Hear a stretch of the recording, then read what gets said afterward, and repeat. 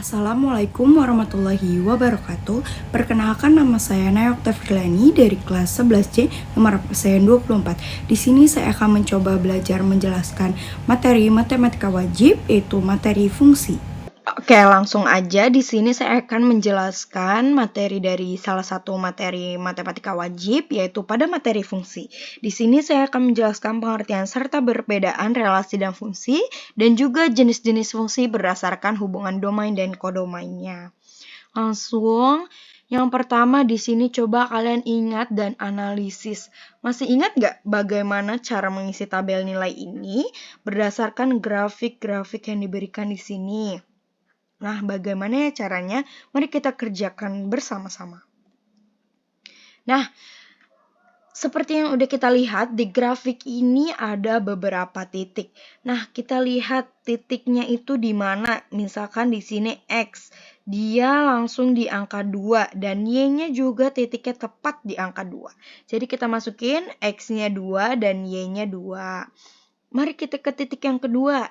X-nya 4, Y-nya juga berada di 4. Mari kita tulis X 4 dan Y-nya 4. Coba kita lihat titik yang ketiga. X-nya 6 dan Y-nya juga 6. Mari kita masukkan ke tabel. X 6, Y 6. Nah, ya, pada titik yang 4, X-nya 8, Y-nya juga berada di 8. Mari kita masukin X 8, Y 8. Nah, titik yang kelima ini agak berbeda dari yang sebelumnya. X-nya tetap berada di angka 8. Tetapi kita lihat, di Y ini, dia berada di angka 10.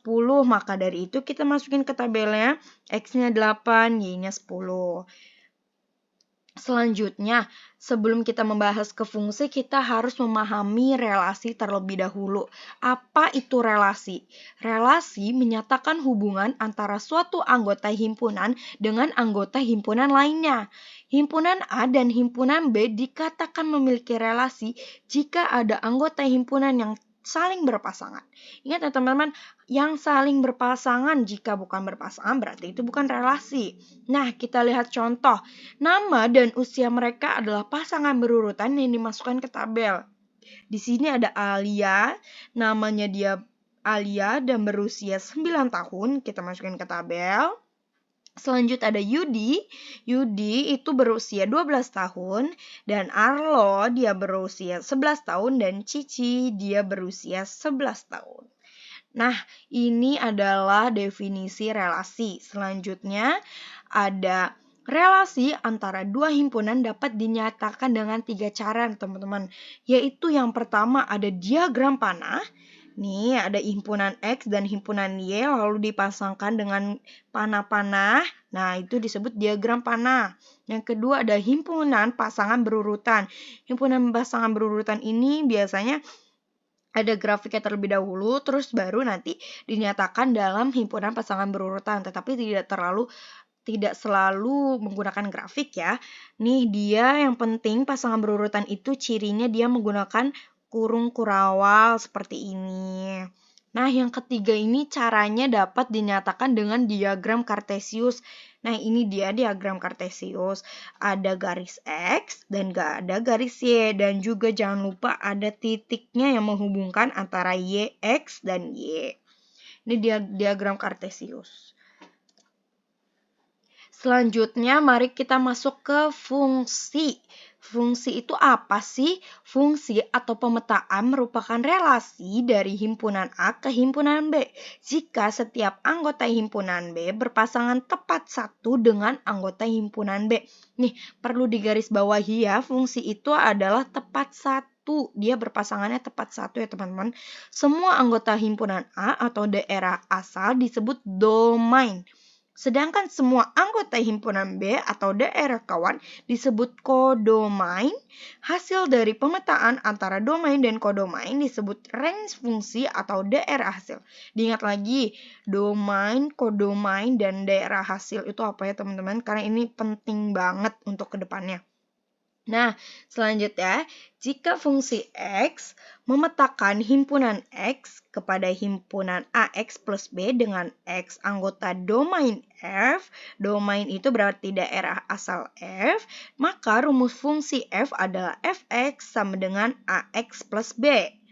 Nah, fungsi biasa dinyatakan dalam bentuk Fx sama dengan Y, di mana F merupakan fungsi, X merupakan variabel masukan atau input, dan Y merupakan variabel keluaran output. Diingat ya teman-teman, ini adalah intinya dari kedepannya. Selanjutnya ada fungsi dan bukan fungsi.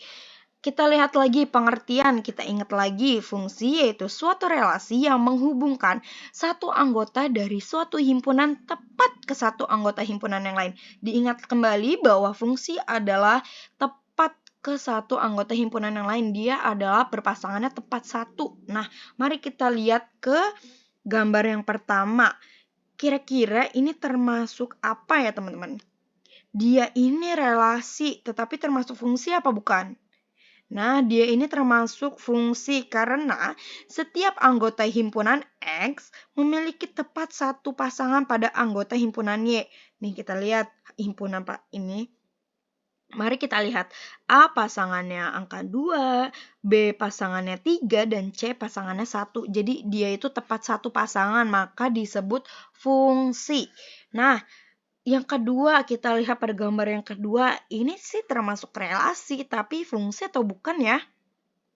Ternyata ini bukan fungsi seperti yang sudah dilihat-lihat ya. Ada satu anggota himpunan X nih, si C, yang tidak memiliki pada pasangan himpunan Y. Tuh, dia nggak punya pasangan di himpunan Y, karena di himpunan Y ini cuma ada 2. Jadi dia ini bukan termasuk fungsi. Nah, kita lihat gambar yang ketiga. Seperti yang dilihat-lihat, ini A ketiga, B kok ke 1 dan kedua ya. Nah, maka dari itu bukan termasuk fungsi. Kembali lagi, fungsi adalah suatu himpunan tepat satu ke anggota himpunan yang lain. Maka dari itu ini bukan fungsi. Karena kan ada satu anggota himpunan X, si B ini, yang memiliki lebih dari satu pasangan pada himpunannya. Nah, seperti kita lihat tadi yang janggal. Anggota himpunan B ini, anggota B, dia nggak tepat satu. Dia memasangkan pada angka 1 dan pada angka 2. Makanya bukan termasuk fungsi. Selanjutnya nih, mari kita coba lagi tebak-tebakan latihan soal ini. Apakah relasi ini merupakan fungsi? Coba tepat satu tidak? Kita lihat-lihat. Mari kita ke penjelasannya ya. Nah, jawabannya ini adalah bukan fungsi. Kenapa nih bukan fungsi? Mari kita lihat lagi. Ini sudah berpasangan tepat satu. Ini sudah berbeda. Ini berbeda semua ya teman-teman. Tetapi kok yang ini, kenapa ada X-nya 9 dan 9 lagi? Kenapa? Nah, maka dari itu bukan termasuk fungsi. Karena 9 ini memiliki dua nilai Y yang berbeda, yaitu min 4 dan 11. Makanya bukan fungsi. Coba kalau di sini angkanya berbeda, pasti itu termasuk fungsi. Ini adalah problemnya di sini nih yang termasuk bukan fungsi. Selanjutnya ada jenis-jenis fungsi berdasarkan hubungan kodomain dan Selanjutnya ada jenis-jenis fungsi berdasarkan hubungan domain dan kodomain. Yang pertama ada fungsi surjektif atau juga bisa disebut onto. Nah, apa sih fungsi surjektif atau onto itu? Suatu fungsi f memetakan himpunan A ke himpunan B dikatakan surjektif jika setiap anggota himpunan B, kodomain, mempunyai pasangan di himpunan A atau domain, dengan kata lain, daerah hasil sama dengan kodomain. Nih, jadi setiap anggota kodomain ini pasti punya pasangan di domain. Mari kita lihat contohnya seperti apa. Nah, contohnya seperti ini nih. Ini adalah termasuk fungsi surjektif. Karena kita lihat nih, si kodomain ini mempunyai pasangan semua kan? Nih, di domain. Jadi dia termasuk fungsi surjektif. Yang kedua, ada fungsi injektif atau satu-satu. Suatu fungsi f memetakan himpunan A kepada himpunan B dikatakan injektif jika setiap anggota himpunan B atau kodomain mempunyai paling banyak satu pasangan di himpunan A domain. Dengan kata lain, tidak ada dua elemen berbeda di domain yang mempunyai pasangan yang sama di kodomain. Jadi fungsi injektif ini satu-satu. Ini mari kita lihat contohnya. Nah, seperti ini ya. Tidak ada tuh yang berpasangan dua di himpunan A dan di himpunan B satu-satu semua. Mari kita lihat nih. Gambar rumah adat yang ini Banda Aceh, rumah ini Bali, dan yang ini adalah Lampung. Jadi, fungsi injektif itu memang satu-satu. Tidak ada dua elemen yang berbeda di domain yang mempunyai pasangan yang sama di kodomain. Jadi, dia satu-satu. Nah, selanjutnya ada jenis fungsi bijektif atau korespondensi satu-satu. Apa sih yang dimaksud fungsi bijektif itu? Suatu fungsi f memetakan himpunan A kepada himpunan B dikatakan bijektif jika fungsi tersebut sekaligus merupakan fungsi surjektif dan injektif. Jadi ini tuh gabungan dari fungsi-fungsi yang sebelumnya yaitu fungsi surjektif dan injektif. Jadi setiap elemen di domain dipasangkan tepat satu elemen di kodomain dan setiap elemen di kodomain dipasangkan tepat satu elemen di domain. Seperti apa sih contohnya? Mari kita lihat.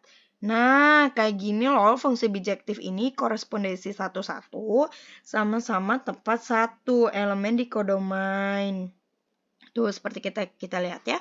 Gambar ini tepat satu ke sini. Gambar ini tepat satu. Gambar ini tepat satu. Nah, maka dari itu inilah yang dimaksud fungsi bijektif atau korespondensi satu-satu. Selesai sudah materi fungsi kali ini. Terima kasih sudah mendengarkan. Semoga bermanfaat dan mohon maaf apabila ada kesalahan kata ataupun ada kesalahan yang lain-lainnya. Mohon untuk dimaafkan. Terima kasih sudah mendengarkan. Semoga bermanfaat. Wassalamualaikum warahmatullahi wabarakatuh.